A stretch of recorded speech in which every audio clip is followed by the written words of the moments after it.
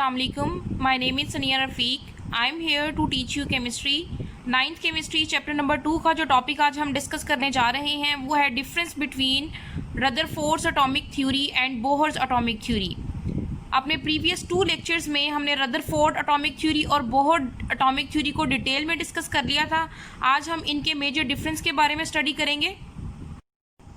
The first point is Rutherford's atomic theory based on the classical theory.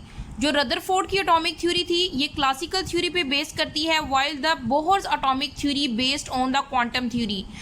Classical और quantum theory में क्या difference है? Classical theory actually discuss करती है old science को और मैक्रो ऑब्जेक्ट्स को, जबकि जो क्वांटम थ्योरी है ये किसको स्टडी करती है?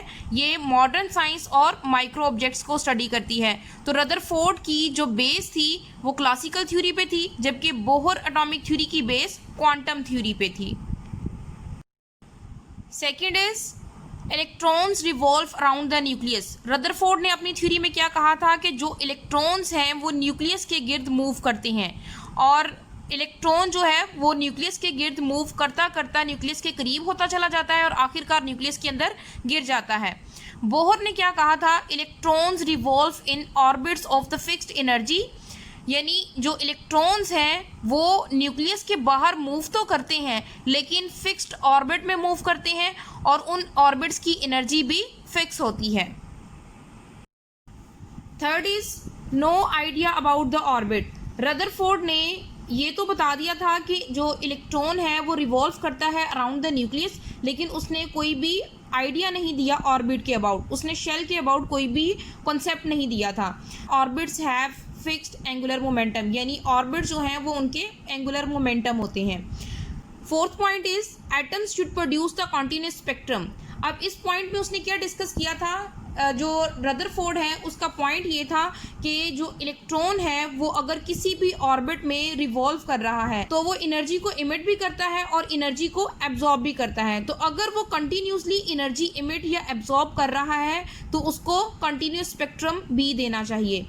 जबकि बोहर एटॉमिक थ्योरी के according atoms should produce the line spectrum. जो एटम थे वो लाइन स्पेक्ट्रम प्रोड्यूस करते थे। अब स्पेक्ट्रम किसको कहते हैं?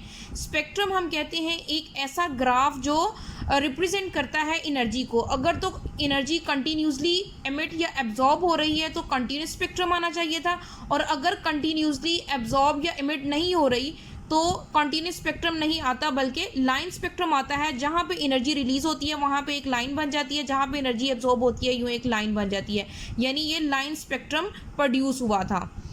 Last point is according to Rutherford's atomic theory atoms should collapse. Atoms को कोलैप्स कर जाना चाहिए और एटम्स को ख़त्म हो जाना चाहिए।